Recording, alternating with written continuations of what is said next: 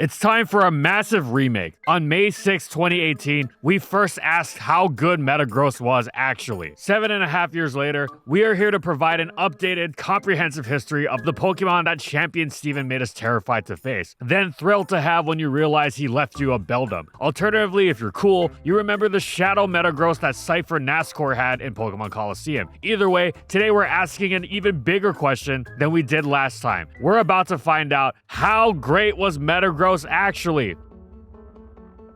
And in this video, we'll be going over these competitive formats. Metagross was one of the strongest, most defining Pokemon in the 3rd generation, befitting its pseudo-legendary status. It was also rather unique by Gen 3 standards in that it was a physical attacker with a seriously powerful stab move. Salamence and Tyranitar had comparable attack stats, but were attacking with Hidden Power Flying and Rock Slide, respectively. Metagross' signature Meteor Mash was most comparable to Heracross's Megahorn, but Heracross could never dream of the incredible defensive utility, which not only allowed Metagross to often stave off revenge kills from the Dugtrio and Magneton it was trapped by, but also to so effortlessly switch in against so many common Pokemon to repeatedly fire those mashes, which, for all of the occasional accuracy woes that sometimes earned it the moniker Meteor Miss, also had the potential to break a game open in peerless fashion should it proc an attack boost. Or if you tried stalling Metagross out with something like Milotic or Suicune, it might grab multiple, and then you were really toast. Of course, Metagross might not wait that long, and instead choose to blow your bulky water up with its massive explosion. In fact, one of the most basic rules of Advance is to not let your Swampert get blown up by Metagross, because you're just begging to get run over by its partner, Dragon Dance Tyranitar, who's probably in the back. The problem is, not a lot else handles Metagross especially well. Even Skarmory is prone to getting run down by boosted Meteor Mashes, especially because one of Metagross's great strengths is its immunity to Sandstorm that offers it great resilience without even trying. Spikes damage, it'll heal that off pretty quickly. Oh, this is assuming the Skarmory hasn't been removed by Metagross's trusty partner Magneton, by the way. As if its power didn't cause enough issues, the mind games caused by when it's going to boom cause all sorts of havoc. As cool as it would be to catch its boom with Gengar, you also really didn't want your Gengar to be caught by a Meteor Mash. Metagross also had several excellent sets. It was tough to go wrong with a simple leftovers attacker, making the most of its power and bulk, especially since it got so much mileage out of Mash, Earthquake, and Explosion. This set itself had plenty of diversity. Among others, it could HP Grass to keep Swampert out of its face, Protect for extra longevity, or Rock Slide to punish Zapdos, as well as Moltres and Charizard when they rose in popularity. You could also forget longevity and go with a Lumberry to shrug off paralysis from Pokemon like Blissey, Snorlax, Regice, and Porygon 2. Or you could go all out with Choice Band, whose mashes pounded away with ferocity. If Skarmory switched into one and the attack raise kicked in, it was in serious trouble. Some old school players abided by a strategy / code of honor when using Choice Band Metagross, which was if you got a Meteor Mash attack boost, you didn't switch out, you went down mashing. On the other hand, some players like to blow their Choice Band Metagross up as soon as possible, seeing as it catch many off guard, and Banded Explosion was so strong it didn't matter if you resisted it. Even standard specially defensive Skarmory was one-hit KO'd. Some offenses were characterized by leading with Choice Band Metagross and exploding pretty much no matter what. This was referred to as Houdini, since it made the opposing Pokemon disappear. While being predictable and being over-reliant on Houdini was of course incredibly abusable, the reason it gained so much traction in the first place was because of how difficult it was to stop in the first place, given Metagross's excellent bulk. Finally, Metagross was also a brutal late-game cleaner with agility. It was also blessed as a physical attacker in that its clear body meant it couldn't be slowed down by Intimidate, a common tactic in playing around threats like Tyranitar, and of course, the amazing synergy between Metagross and Salamence gorgeously covering each other's weaknesses, allowing them to turn their defensive traits into offensive opportunities, which meant they were as often partners as they were enemies. In a similar vein, Metagross often partnered with Snorlax, which had a similar trait in being bulky enough to survive just about anything and being able to delete the opposing Pokemon with Boom. Metagross had set variety beyond this. Physically defensive variants became popular as rock-resistant alternatives to Swampert that could also threaten Explosion, and it had an absolute ton of mixed attacking sets with focus on special attack investment, able to mix and match its coverage to its team's needs. Its superb Stab Psychic let it threaten Gengar without fearing Will-O-Wisp, which led it to sometimes even use Pursuit. While it didn't hit Gengar as hard as Tyranitar did, it wasn't trying to, and more importantly, it allowed its teammate Tyranitar to use a different set like Dragon Dance, regardless of if it pursued it or not.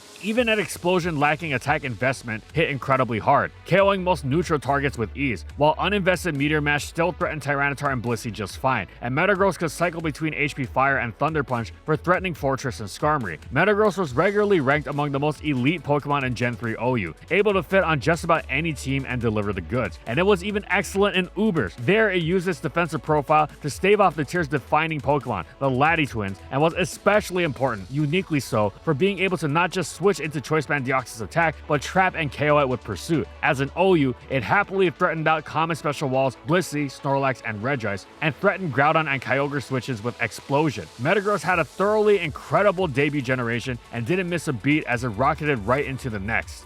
Journey Across America was Doubles' first official tournament, and although much of the history of this event and format was lost to time, there is one thing that's clear: Explosion was king. The self-destructive strategy became overwhelmingly powerful throughout history's first doubles format due to the sheer amount of advantage the move could net thanks to Generation 3's mechanics. In these games, when a Pokemon dies to a move, its partner tags in during the same turn, not after it. This means that an AoE move like Explosion, which also halves the defense of every Pokemon taking a hit from it, and the fact that Explosion did not receive a damage nerf when hitting multiple targets, it could potentially feint 2 Pokemon while having its partner get rid of the 2 coming in. 4 KOs in one turn is unheard of, and was such a polarizing strategy that it warped the history of doubles entirely, and the metagame of JAA developed around it. Your team either had answers to Explosion spam or was Explosion spam. One of the preferred nukes in the format was Metagross, as its ability to reliably explode and deal damage with an explosion backed by its 135 base attack stat was incredibly valuable, and Metagross had the added ability of being a steel type, which let it resist other explosions in order to guarantee that its own explosives would detonate. There are several accounts and forum posts of Explosion teams, including Metagross, qualifying themselves to the national tournament in New York. However, by the time of the tournament, the Explosion metagame had evolved thanks to its format's other huge presence, legendary Pokemon. Kyogre, Groudon, and Rayquaza were so menacing and format warping themselves that a team ill-equipped to handle them wasn't fit for competition. Players looking to abuse a combination of both strategies in order to secure a win had to pick their exploders carefully, and this meant that Metagross fell out of favor. Having an abysmal matchup into Groudon also wasn't ideal, and its relatively fast speed for an exploder was easily outsped by both Groudon and Kyogre, which meant that Metagross was quickly returned to Steven Stone's Rock Gallery in favor of Snorlax's bulkier and stronger Sacrifice move, Stab Self-Destruct, and Mewtwo's faster and unpredictable Self-Destruct, which can only be acquired through endless hours of Pokemon XD Gale of Darkness grinding. Although Metagross was reliable at first, it couldn't keep up when it came to box art power creep, a theme that would go on for many more generations of its doubles history.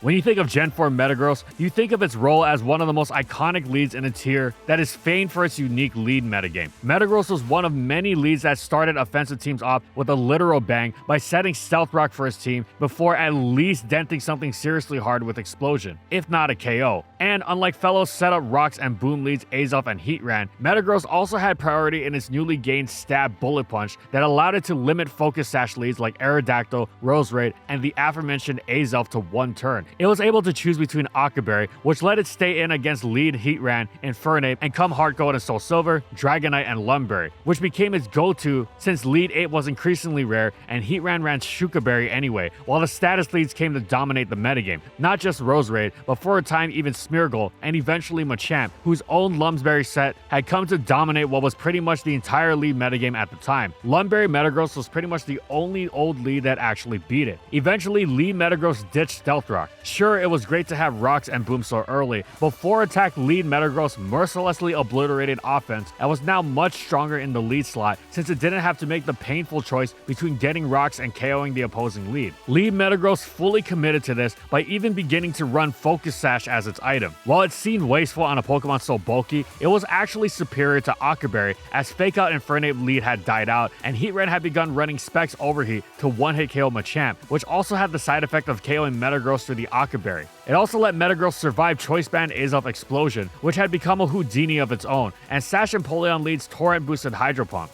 4 attack Metagross was so devastating against common offense teams, for a while it was even the cause of some complaints among the player base because of how difficult it was to stop it from taking out a Pokemon and a half so early in the game. Of course, while Metagross was one of the most defining leads, it was also superb outside of the lead slot. Agility Gross, sometimes Rock Polish now, for the cool factor, was more dangerous than ever, with Life Orb really pushing it into late game one-hit KO territory, while Aqua Berry gave it setup opportunity against fire moves. Of course, good old Lumberry was as effective as ever for shrugging off status like Jirachi's paralysis. Agility Gross also wreaked new forms of havoc since the physical special split enabled it to wield the amazing coverage of Ice Punch and Thunder Punch off of its attack stat, letting it rip through would-be answers like Gliscor and most waters with ease. Sometimes it even rebelled in being able to use a secondary physical stab with Zen Headbutt, offering excellent neutral coverage against waters and Zapdos, while also threatening what was usually one of its best checks, Rotom A. But even still, this was Metagross as all-out offense. Beyond the sacrificial nature of the lead set and the hold it back until it can sweep nature of the agility variant, its mid-game Stealth Rock utility sets were superb. Its defensive profile more crucial than ever, as it was a bulky steel type in the age of Draco Meteor and a buffed Outrage. It had plenty of ways it could ruin things. Sometimes it basically just used the lead set, sometimes slotting and Cussat Berry as the item for a surprise priority boom once it'd been knocked down to low health. Other times it ran leftovers, often with a heavy special defense, which, in addition to greatly increasing how difficult it was to take down with Hydro Pumps, Thunderbolts, and Hidden Power Fires, let it switch into Specs Latias with ease, and even let it tank Salamence's Life Orb Fire Blast before the Mence ban. Heck, in a pinch, it could even stay in against Heatran's Fire Blast. It could even potentially ditch Stealth Rock and use Pursuit. This was especially useful in the Deoxys Speed era of Diamond and Pearl, while also answering the perpetual terror that was Life Orb Gengar. Metagross could also provide this utility and then some, while enabling the offense of both its teammates and itself with the excellent Trick Iron Ball set, which utterly ruined many of its common checks, most notably Skarmory, Rotom A, Bronzong, and Zapdos, which were rendered Earthquake weak instead of immune, which enabled both meta and Earthquake spamming teammates like Choice Scarf Flygon and Swords Dance Gliscor to go berserk. But it didn't just have to land against these targets. Simply ridding a physically bulky Pokemon like Swampert of its leftovers was valuable, and Iron Ball was utterly ruinous to Starmie switch-ins. Metagross was also a strong Choice Scarfer. It had just enough speed to outpace the tier's Dragon Dancers, while also packing the physical bulk to switch into them confidently, which was unique, and it did this without falling into the weak Scarfer trap, since it was always threatening explosion and had a very spammable stab and Meteor Mash. Plus, it could Trick, which would also ruin pretty much any bulky switch-in. Metagross could really do it all in Gen 4, and it was also solid in Ubers again. Its lead sets beat the common Deoxys Speed and attack leads, while potentially setting up its own rocks, and its boom was quite threatening, since Giratina Origin, bulky as it was, still didn't take so kindly to taking Meteor Mashes so early in the game. Additionally, Agility was an underseen yet thoroughly vicious cleaner against frail offense. Gen 4 Metagross could once again do nearly no wrong. With Gen 4 came the beginning of a new era of competitive battling, and Metagross immediately started succeeding. Metagross acquired its first doubles accolade in the 2008 VGS World Championships hosted in Orlando, Florida. Izuru Yoshimura, Yasuhito Kajiwara, and Hideaki Shimizu got first, second, and fourth, utilizing a powerful Trick Room offensive strategy centered around Metagross and a Trick Room setting Psychic type like Bronzong or Cresselia. Ultimately, Izuru Yoshimura's difference maker was his signature and now infamous level 1 Smeargle, utilizing a combination of Dark Void, Endeavor, Fake Out, and Follow Me, which all but guaranteed Trick Room and manifested actual nightmares for Izuru's opponents when facing it with its pre-nerf Dark Void. 2008's rules had each trainer bring only 4 Pokemon to the event, which meant that you either had an answer or you didn't, and on that day, no one did. Once again, Metagross was present at the forefront of a strategy so dominant that it had to be banished from existence by Game Freak in future generations. Metagross's incredible consistency and damage with its Bullet Punch, Hammer Arm, Rock Slide, and Psych Up set allowed his Metagross to easily sweep under Trick Room, take advantage of its teammate Snorlax's boost, or even the opponent's own setup turn. The versatility of the set and the spread damage that Metagross provided, along with its natural resistance to explosion, let Izuru triumph in convincing fashion and take home the mantle of World Champion. 2009 marked the start of the modern era of competitive doubles with the launch of the first official video game championship, or VGC as most players call it nowadays, with a new rule set in place that allowed players to bring 6 Pokemon to a match, adapting to what was needed throughout a best of 3 set.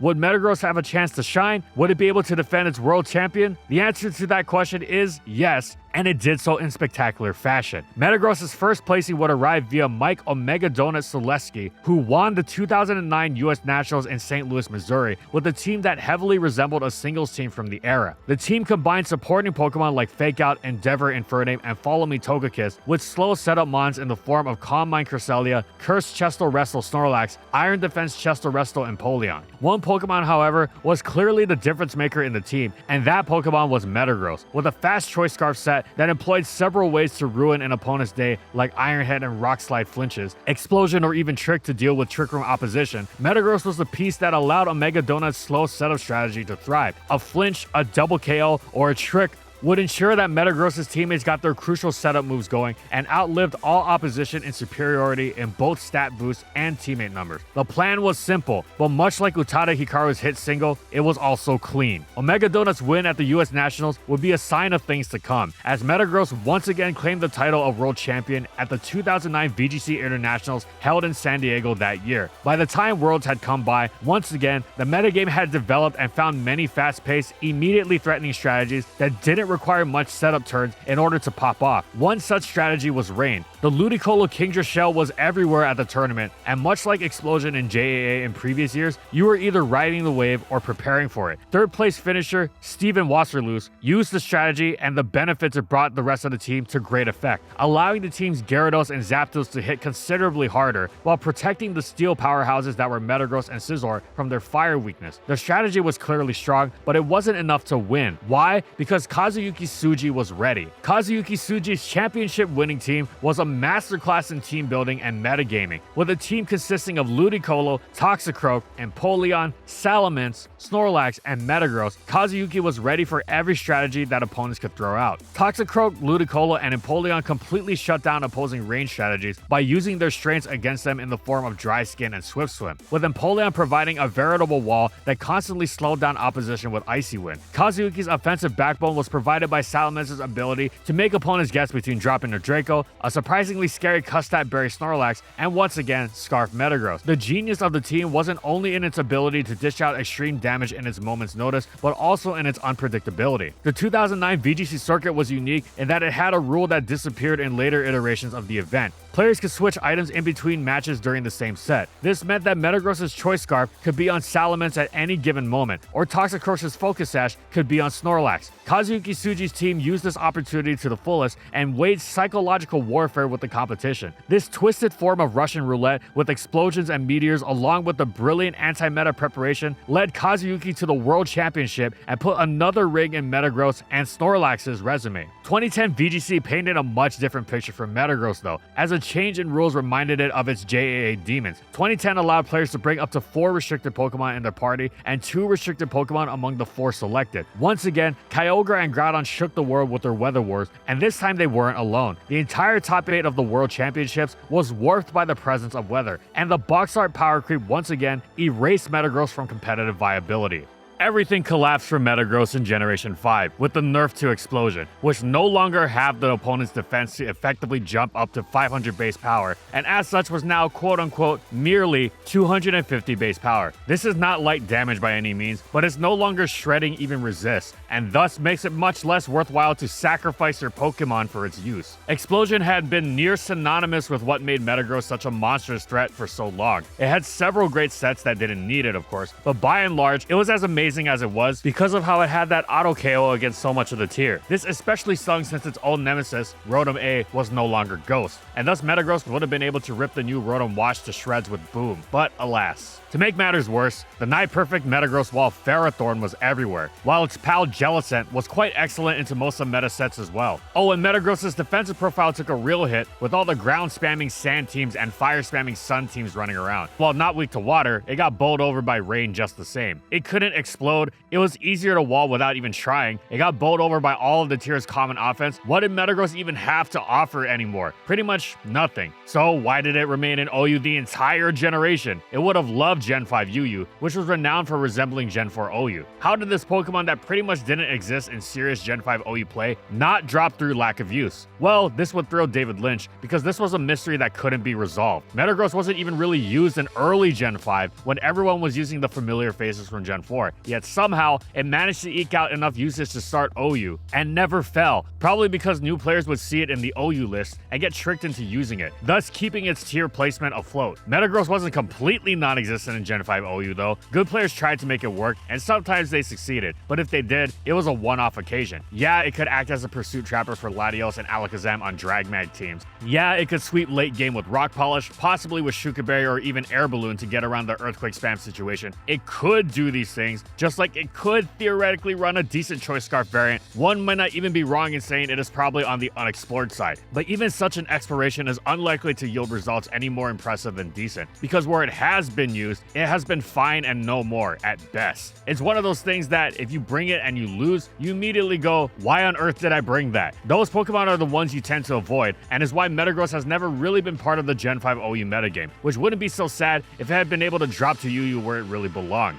With the release of Gen 5 came a new VGC format in 2011, and Metagross was nowhere to be seen, not because it was unviable, but because it was a regional dex format, which meant that Metagross couldn't join the fray this time around. Things, however, were very different in 2012. Right off the bat, Randy Quam managed to get top 8 at the Canadian Nationals with a rain team consisting of the newly buffed Drizzle Politoed and Storm Drain Gastrodon, alongside the trusty Swift Swim Ludicolo that had succeeded so much in Gen 3 and Gen 4. The team's offensive backbone, which was built upon the strength of Salamence, Volcarona, and Metagross, utilized a new item available in Black and White, the Gems. This temporary boost to stab moves raised the already fast pace of VGC even more and let Volcarona, Salamence, and Metagross exploit their stab, bug, dragon, and psychic moves to an extent that had never been done before. This powerful strategy let Randy Quab put Metagross in the spotlight once more after a couple years of absence. Randy's Metagross optimized its bulk to allow it to survive common threats and used a combination of Meteor Mash and its priority Bullet Punch to finish off powerful Pokemon like Latios. Its Psychic Gem boosted Zen Headbutt was tailor-made to get rid of the format's premier redirection source for years to come, Amoonguss. Metagross had already shown a glimpse of what it could do at the Canadian Nationals, but it came out in full force at the 2012 VGC Worlds in Hawaii. Metagross managed to form a part of 3 of the top 8 teams in the tournament finals, even going as far as to win the World Championship for a 3rd time. This was oddly poetic, as this was also the 3-peat for its pilot Ray Rizzo. 7th place finisher Junpei Yamamoto constructed a bulky good stuff team consisting of Cresselia, Garchomp, Rotom Wash, Tyranitar, Salamence, and Metagross. This strategy aimed to take advantage of Cresselia's bulk and supporting capabilities in order to max out on the damage that the rest of the team could provide. Cresselia this year was one of the 2 innovations the format brought to the table. In 3rd place, Abel Martinez Sands combined the Cresselia breakthrough that 6 out of the 8 finalists brought to the table with a supporting Hitmontop. Hitmontop allowed Abel's team to tank hits on the physical side much more easily, and let Abel use a much speedier than usual Choice Band Metagross to wreak havoc against the competition. Outspeeding base 85 Pokemon with no investment in their speed stat, Metagross grabbed surprise kills all throughout the day and got Abel Martin Sands a bronze medal. The glory and the first double 3-peat in competitive Pokemon history was Ray Rizzo's that day. Rizzo's team consisted of Cresselia, Metagross, Garchomp, Tyranitar, Rotom Wash, and Hydreigon. The team's backbone was a Trick Room Cresselia set that used Swagger on Lumberry Metagross in order to maximize the punishment opposing players received under the 5 turns of Trick Room. Backed by an interesting substitute Garchomp and all-out attacking Tyranitar, Rizzo's offensive core could tear through everything. Every Jordan has their Pippin though, and in this case, it was Rizzo's Dragon Gem Hydreigon, which tore through the mirror match easily and annihilated anything that dared step in front of Dragon Gem Draco Meteor. The final piece of the puzzle was a Specs Rotom Wash, whose sole purpose was to dismantle rain teams, and that it did. Truly a legendary moment for Rizzo, Metagross, and competitive Pokemon history. As an extra fun fact, Metagross was the 2nd most used Pokemon in the Autumn Seasonal Challenge that year. 2013 saw the release of Black 2 and White 2 happen, and initially Metagross saw a similar amount of success as the year before it. Metagross got win after win, and nothing seemed to be able to stop it.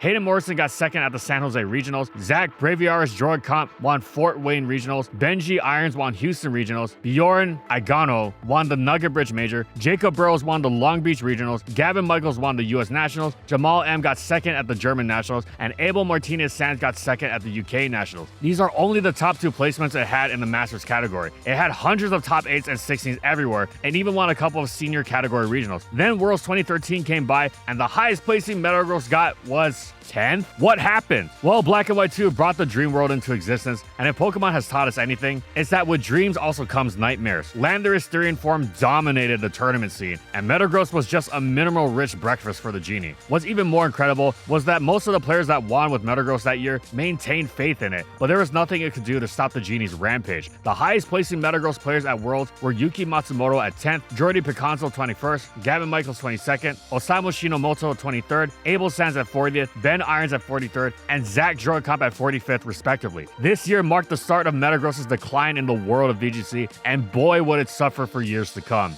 Metagross matched up well against the new fairy types introduced in XY, but it was still hapless into just about everything else. It was easier to bowl over than ever, with its newly gained Ghost and Dark weaknesses in the wake of Steel losing them as Resist, as well as Megas generally amping up the power level. It didn't help that for some reason, Meteor Mash had its power nerfed from 100 to 90. At least its accuracy had also improved to 90, which was great, but the power drop was certainly a blow. It wasn't just an OU problem either, as Metagross dropped to UU for the first time, and even there it was thoroughly meager, offering little defensively in a metagame ruled by High Dragon and a litany of fires, as well as being brutally walled by Slowbro. However, when ORAS came around, Metagross received not just a Mega, but one of the best Megas in the game, and it was suddenly not just dominating OU, but being talked about as potentially being too broken for the tier. Mega Metagross ramped up the power and bulk that were its base form's forte as you'd expect, but the most crucial change was taking base Meta's one flaw, its underwhelming speed, and rocketing it up to base 110, one of the most important speed tiers in the game.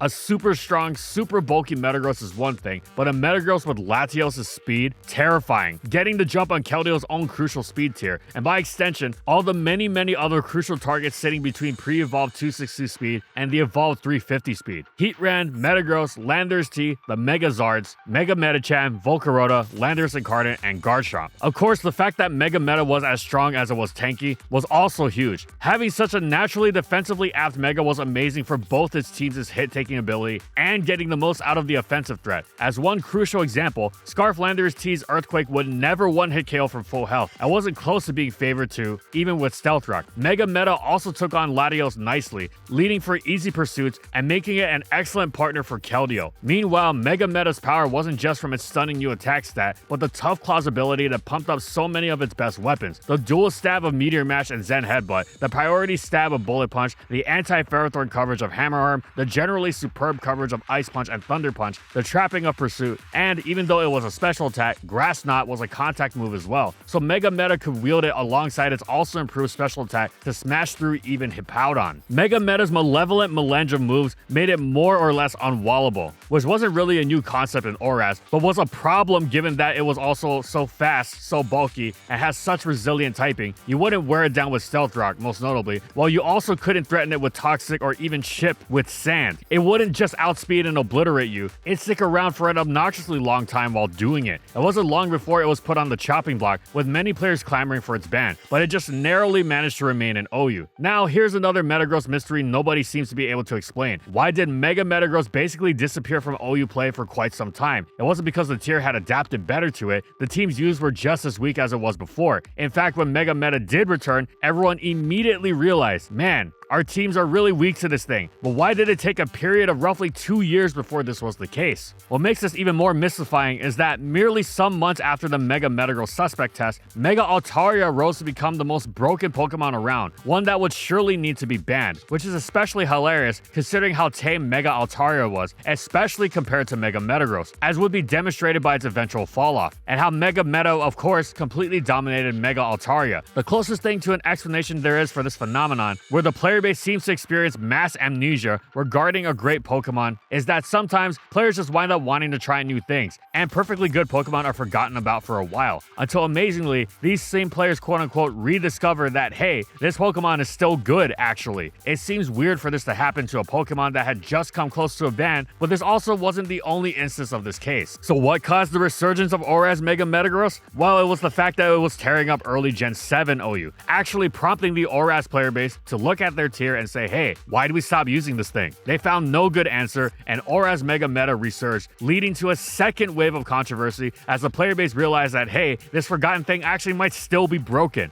Mega Metagross seemed to be even more frightening than ever as it became increasingly optimized. The metagame became completely dominated by the offensive core of Keldeo and Mega Meta. Pursuit didn't even have to be involved. The two were just so fast, so unwallable, and so completely capitalized on each other's counters, while also being Stealth Rock resistant and thus able to switch around with impunity. With Latias's Healing Wish in the mix, things got especially ridiculous. Many teams relied on playing around Mega Meta by wearing its contact moves down with things like Rocky Helmet, Rough Skin, and Iron Barbs, but there was little more frightening than a Mega Metagross brought back to full health, staring down a damaged team near the end of the battle. This also gave Mega Meta more freedom early on to pummel away and do as much damage as possible, without so much the concern for its HP stat, which made it even more scary. It also ruined certain anti-Mega Meta tactics, like using Scarf Thunderwave Magnezone and sacrificing it just to land the paralysis. That's how scary Mega Meta was. The tier eventually shifted away from this period of complete Keldeo Mega Meta dominion, but they never stopped being great, especially Mega Metagross. In fact, they went through a period of being underrated, only to, surprise surprise, come roaring back and reinstate themselves as tier-defining monsters. Mega Metagross was just so good, you didn't want to pass up on it almost ever. Even defensive Spikes teams loved it for its speed and utility, often using it to set up Stealth Rock. It was never banned, but it sure came close on multiple occasions and was one of, if not the best Mega in Auraz OU. Base Metagross actually had a brief OU niche with an Assault Vest set that, with Pursuit and Bullet Punch, helped some offensive teams deal with special attackers like Latios nicely, but it eventually found its true calling. In UU, its defensive typing was great against so much after all, namely as a fairy resist, but it got worn down and didn't threaten many common walls in return, until the discovery of the Toxic Protect set, which both gave it immense longevity and made it incredibly obnoxious to switch into, so much that the UU player base named the set Demon Gross. If you answered Metagross with waters like Slowking, as you would, since they basically ran UU, well, you were in for a real bad time. Demon Gross became a staple on the tier-defining balance teams, while Choice Band Metagross was also effective for ruining waters, even Rest Suicune with Trick, as well as offering great immediate power. Overall, Metagross had an utterly astonishing 6th generation.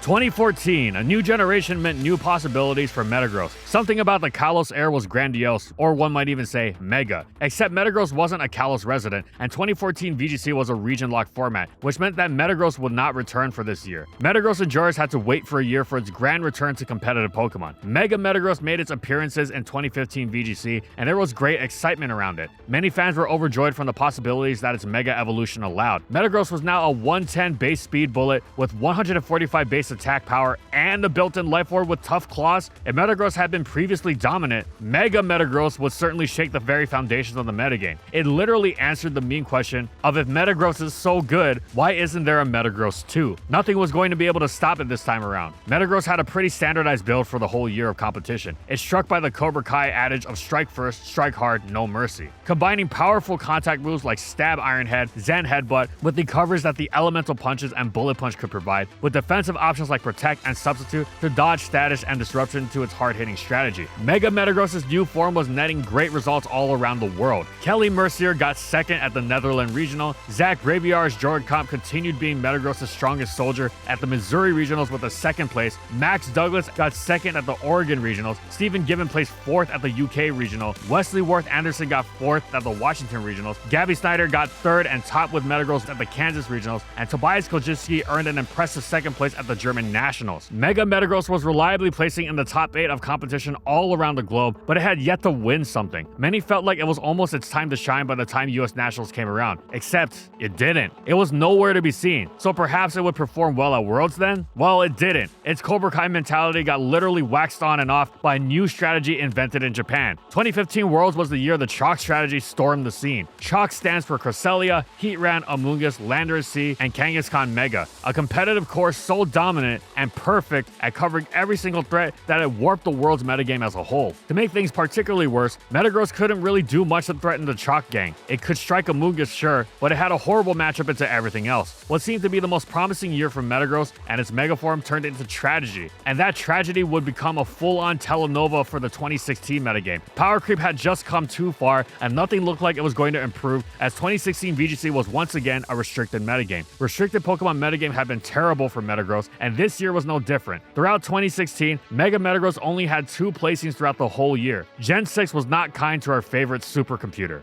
Would Gen 7 power creep be too much for Mega Metagross? Call it Walter White, because it was the power creep. First off, new mechanics meant it automatically received its 350 speed stat as soon as it Mega Evolved. In Oraz, one of the very few things that held it back ever so slightly was that the turn that it Mega Evolved, it would still be at 262 speed, which meant it would have to switch out from something like Heatran or Mega Charizard Y. That would outspeed and one-hit KO it. You could actually sort of contain Mega Meta from immediately destroying you by preventing it from getting that Mega off this way. In Gen 7 though, Heatran and Zardwai were the ones who would have to run immediately, meaning that Mega Metagross was pulverizing teams left and right from the start. And the way it was pulverizing teams was more frightening this time around, not just because there were plenty of new fairy types to dominate between Magearna and the 4 Tapus, but because those 4 Tapus also set various terrains, and Mega Meta was absolutely superb at abusing all of them. Under Psychic terrain, its Zen Headbutt absolutely cleaved through the otherwise decent check that was Rotom Wash, as well as just about any bulky neutral target like Gliscor, Landorus Therian, or Garchomp. Under Electric terrain, its Thunder Punch Dex Celesteela, Skarmory, and Suicune. Under Misty terrain, you couldn't threaten it with any status condition, so no Thunder Wave, no Will-O-Wisp, no Spore. It didn't even have to run from Scald. In Grassy terrain, it gets Recovery. That's right, a Mega Metagross that heals, and one of its few weaknesses, Earthquake, has its damage halved, so it's even more impossible to check with ground types. Of course, while the terrains amplified Mega Meta's insane threat level, they didn't change its fundamental strength of smashing just about every counter you could throw at it. Even the likes of Mega Scizor and Rocky Helmet Tangrowth might find themselves on the rough end of a hidden power fire. Mega Meta immediately warped OU around it, and it wasn't long before once again it was the subject of a suspect test, only this time it didn't escape the banhammer, undeniably in its monstrousness as it was. Mega Metagross was also used to decent effect in early Gen 7 Ubers, despite strong Mega competition and generally not threatening the Primal Groudon, Arceus, and Zygarde complete-laden metagame as much. It was a decent pick, if on the unspectacular side, relative to its OU dominance, but still hit fast and hard, while having much more natural bulk than Mega Lucario, though Mega Lucario was still far preferred, and Mega Metagross fully dropped off the Ubers map once Ultra Sun and Moon introduced Duskmane Necrozma. Meanwhile, base Metagross dropped into Aru, and there it was incredibly dominant. It was one of the best Pokemon in the tier, if not the best. Its stats let it stand head and shoulders above many other tier staples, letting it wield a tremendous variety of sets with great efficiency. It was a premier offensive stealth rocker, using the many switches it forced to pop up rocks early on before unleashing its classic combination of Meteor Mash and Earthquake, with Shuka Berry letting it freely go head on with Zygarde 10%, Nidoqueen, and Rhyperior, while also letting it check Tyrantrum more effectively. Alternatively, it could go all out with the beast of a Choice Band set that wouldn't be tricking this time, but instead mashing away at just about everything, easily able to overwhelm even something like Bronzong over time, or much quicker should that fabled attack boost kick in, while also being able to threaten Cursed Snorlax. While Metagross was usually involved in the thick of action right from the get-go, players who were willing to hold good old Agility Girls back until the late game would be rewarded with an utterly ferocious sweeper. Alternatively, the speed issues could be solved with more immediacy and utility through that other classic from Gen 4, the Choice Scarf set, which was especially good alongside Clear Body to deal with sticky web teams. Gen 7 RU Metagross was elite, capping off another tremendous generation.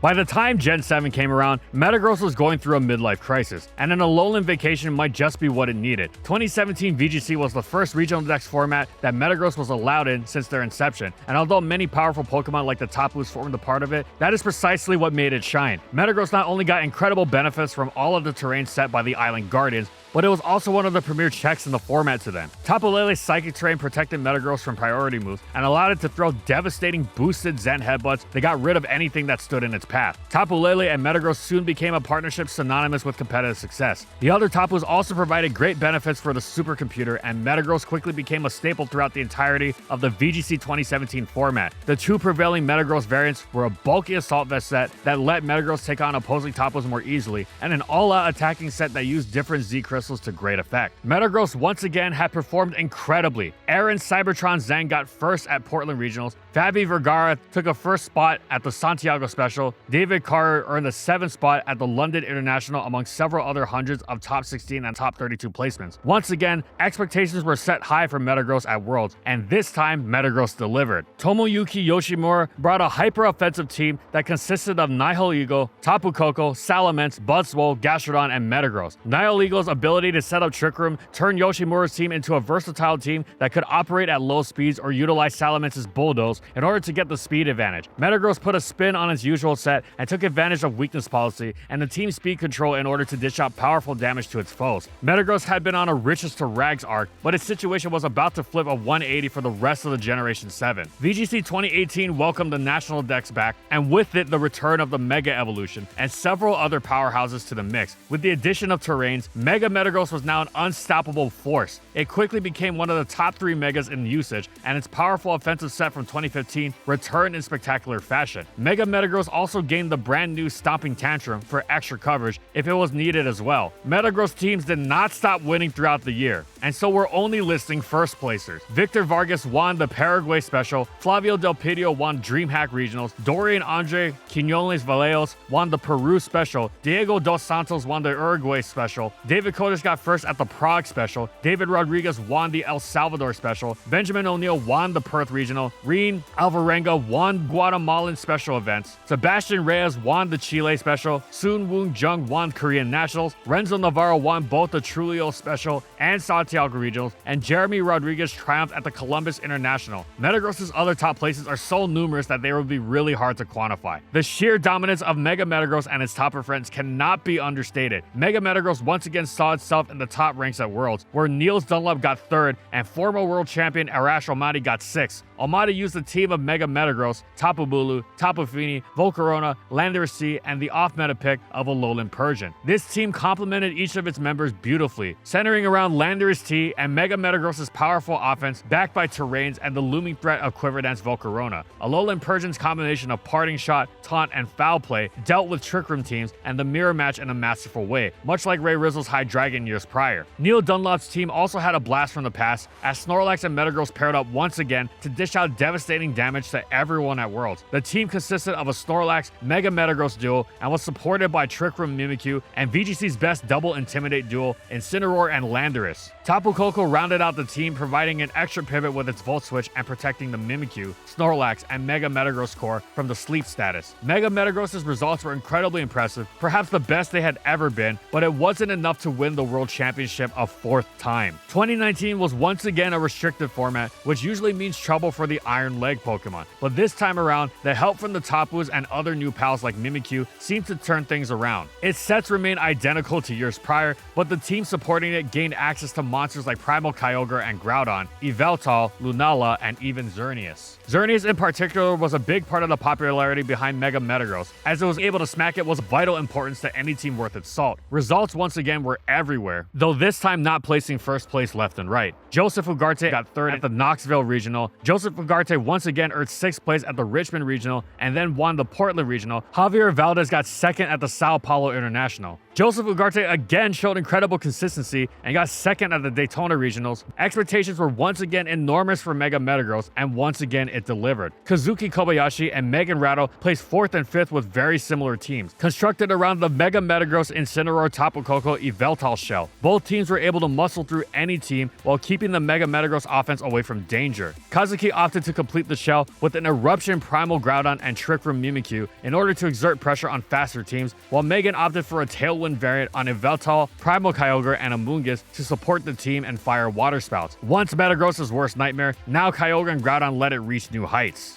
Metagross said goodbye to its Mega in Gen 8, so no more OU for it. Instead, it returned to RU, where it was once again a force. It was good for familiar reasons by this point, surrounded by familiar faces like Flygon, Celebi, Raikou, Nidoqueen, and Lucario. It wielded familiar sets like a solid offensive tank with leftovers and Stealth Rock, a Choice Scarfer, and Choice Bander, but it also had something new. Gen 8 allowed Metagross to weaponize its strong defense stat with Body Press, which was already a good option, but what really made it go from good to extraordinary was that it also received Cosmic Power, boosting that defense stat and Body Press damage even further, while also showing up its lower, though by no means shabby, special defense. After a couple Cosmic Powers, or depending on the matchup, sometimes even just one would do the job. Metagross would become completely unbreakable, with even stab super effective moves bouncing right off, and it was gearing up its Body Press up to sweep. As such, Metagross began running a Rest Cosmic Power Body Press set, which was slow and passive at first, but if you could get around the lack of immediate threat, it could potentially take over a game like Little L. else, especially since Meteor Mash complemented Body Press beautifully. It would smash through Togekiss and Attack Boost Willing, let Meta break through Calm Mind Reuniclus, which it had plenty of time to do since Cosmic Power let it wall Reun completely. As a bulky Settle Sweeper, Metagross had new dimension to its already excellent game. It wasn't impossible to counter even after setup. It was stuffed by Haze, Milotic, and it couldn't threaten the Ghost, Chandelure, and Jellicent, which also threatened it, whether through insanely strong stab or through Taunt and Will-O-Wisp. However, its ceiling was tremendous, and it, alongside its many other sets, consistent as ever, propelled Metagross to another successful generation.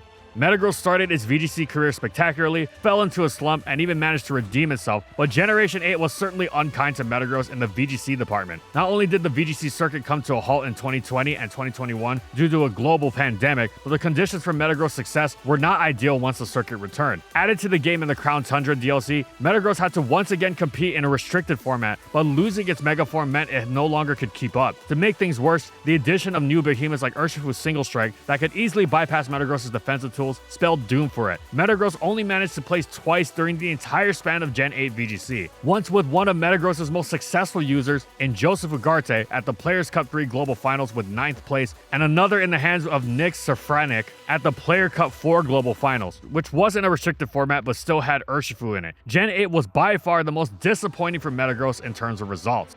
Metagross got some strong buffs in Gen 9. The addition of Knockoff to its coverage and utility was welcome, now able to check Psychics even more thoroughly while ridding any switch-ins of its item. It also received new dual stabs. The main attraction was Heavy Slam, which dealt damage based on how much heavier Metagross is relative to the target. Seeing as Metagross clocks in at a whopping 1,212.5 pounds or 550 kilograms, it is a lot heavier than most Pokemon. As one of the heaviest Pokemon in the game, it is commonplace for it to face an opponent that is a mere 25 to 20% of its weight, which is the requisite for Heavy Slam to reach 100 base power, 10 stronger than Meteor Mash. In the similarly likely scenario that Metagross faces an opponent that is 20% of its weight or less, Heavy Slam jumps up to a stunning 120 base power. Even if it's dealing in the 80 base power range, it's still hitting hard, and it's also nice that Heavy Slam is 100% accurate. As for its new Psychic Stab, Metagross gains Psychic Fangs, a nice 5 BP increase over Zen Headbutt that also gave it a 100% accuracy option. As a bonus, it also receives Psychic Noise, which as a special move with only 75 base power, it wouldn't really be using for the damage, but the ability to shut off an opponent's healing was an absolutely incredible wall-breaking option. This, in addition to the myriad of offensive-defensive options offered by Terastallization, Metagross found itself returning to UU this time around, where it took on a familiar face of Latios as well as the new face of Cornerstone Ogerpon. Meta loved dishing out Choice Band Heavy Slams, potentially furthered by Terra Steel, which also had the benefit of ridding of its Dark and Ghost weaknesses. Having Choice Band made Knockoff a heck of a lot more spammable as well, and Meta could even boost it by Terastallizing Dark, which would also flip its Dark and Ghost weaks into Resist. If Choice Band Gross harkened back to Gen 3 OU, Meta recalled its Gen 4 variant by also running a lead Focus Sash Stealth Rock set, nerfed Explosion and all. However, decent though Metagross was, it was only just that, decent, and rarely more than that, because it naturally struggled against a great portion of the tier. It got overwhelmed by Tier King Tornadus Therian, couldn't handle staples like Extra Drill, Slowking, and Rotom Wash, and was generally easy pickings for so much of the offensive metagame. Metagross Hydreigon, Iron Jugulis, and Slitherwing, while hardly being a slam dunk into defense either, as it struggled into Skarmory and Gastrodon. It wasn't even that good at checking Latios, which loved to Terra Steel. While it certainly had its niche, Metagross wasn't on the same level of UU staples and would have fit far better in RU. Seeing as Metagross didn't exactly see a ton of usage in UU, it seemed conceivable that it would drop eventually, and the RU player base got excited to use it, as it'd be a great fit for the tier. At one point, an early look at the stats for the tier shifts made it seem like the time had come, with RU players already figuring out how it would fit into the meta, what sets it would use, and so on. The time came, and Metagross did not fall into RU, to the great chagrin of the player base. Meta sure seems to be involved in a lot of these mysterious anomalies. Here, it seemed to be more of a Gen 5 OU situation, where the fact that it seemed good kept its usage afloat more than its actual viability. What's especially sad is that several tier shifts later, Metagross had continuously avoided dropping to RU. Despite not offering much to UU, it remains in the tier to this day, hoping it will manage to drop at some point. It's an unfortunate end to a singles career that has otherwise been almost spotless, barred that little snuff in Gen 5, but as far as disappointing generations go, this one's not so bad.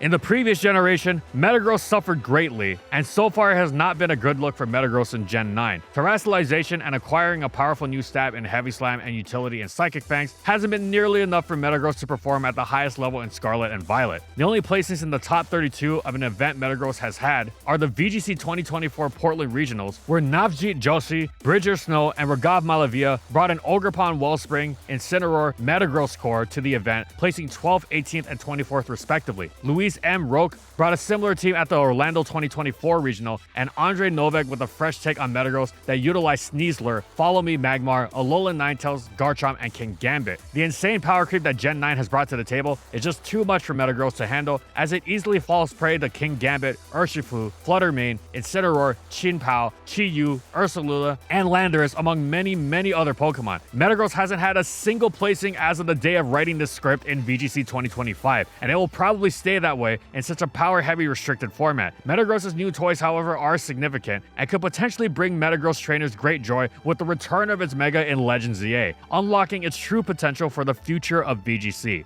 And now we can finally answer the question, so how great was Metagross actually? Well, it lives up to the expectations of a pseudo-legendary, as it has been amazing in both singles and VGC. Early on, its explosion was nigh unstoppable, from its Choice Band set in Gen 3 to its lead set in Gen 4, amidst a series of other excellent roles, which made it one of the best Pokemon in both those generations' OUs, as well as appearing in Ubers, excelling in Gen 3, and having a decent niche in Gen 4. Gen 5's Explosion Nerve and the fact that its previous popularity prevented it from falling to UU meant it didn't do much there, though it at least remained solid for its bulk and typing in VGC. Then in Gen 6, it returned with one of the most destructive Megas in the game, nearly getting banned from OU, while its base form finally found its place in UU off the strength of the set Demon Gross. Mega Metagross thrived with the changes made in Gen 7, so much so that it got itself banned resoundingly this time, and even appearing on occasion in Uber's pre-Duskmane, while base Metagross established itself as perhaps the best Pokemon in RU. The Mega went away in Gen 8, but Metagross gained Body Press and Cosmic Power, letting it thrive in RU once more. Finally, in Gen 9, Metagross got some sweet move buffs and returned to UU, though it relived its Gen 5 dilemma of missing out on being better off should it drop to a tier below. Nevertheless, between this and its long-standing varied success in VGC, Metagross can safely be referred to as one of the greatest competitive Pokemon of all time.